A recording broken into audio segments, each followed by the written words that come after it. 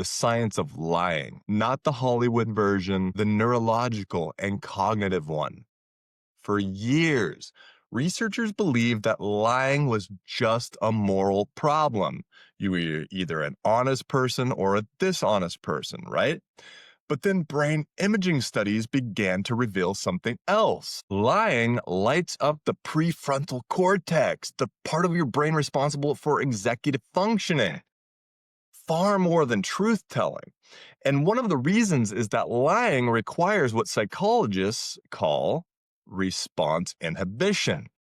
You have to suppress the truth, hold the lie, predict the consequences, manage your face, manage your tone, and monitor the reaction of the person in front of you, all within milliseconds. And that's why, and this is supported by multiple controlled studies, the truth is shorter and lies are longer.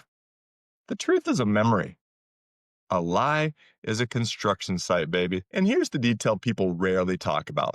Liars unconsciously avoid what researchers call psychological ownership. They use fewer I statements.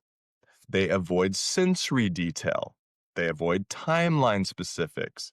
Because the more concrete a statement is, the more it can be checked. And the human brain, when lying, instinctively tries to leave as few fingerprints as possible. As few as possible. But deception on its own isn't manipulation, right?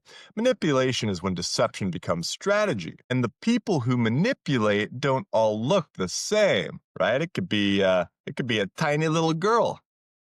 In fact, the three profiles most strongly associated with manipulative behavior, based on decades and decades of peer-reviewed research, almost never overlap in real life the way people think. There's narcissism, right?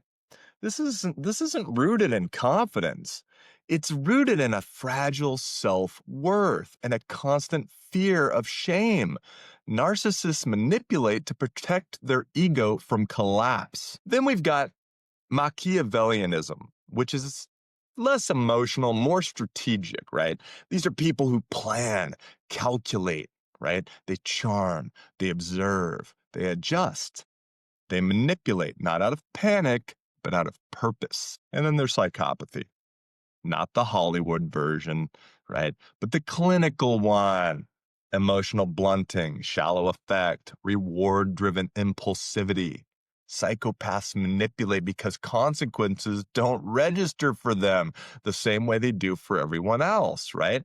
Different routes, different motives, same outcome.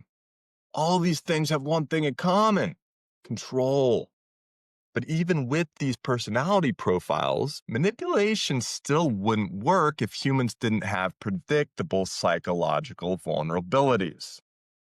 And this is where the research starts to get really kind of uncomfortable, because the most effective manipulation techniques aren't invented, they're discovered, meaning manipulators find the blind spots we all kind of naturally have. Take intermittent reinforcement, for instance, right? One of the most powerful behavior mechanisms ever identified, right? It's the exact principle behind slot machines. What happens is you get rewarded inconsistently and the brain becomes obsessed. Now, in relationships, this looks like the person who gives affection inconsistently, attention inconsistently, reassurance inconsistently. And because the reward is unpredictable, the attachment becomes stronger, not weaker, right? You don't need to overdo it with people to get them hooked. In fact, you should withhold a bit. Now, this isn't to say that those types of relationships are healthy, because the uncertainty activates the dopamine system associated with anticipation, right? That's addiction. And the problem is you're not just addicted to them, you're addicted to wondering about them.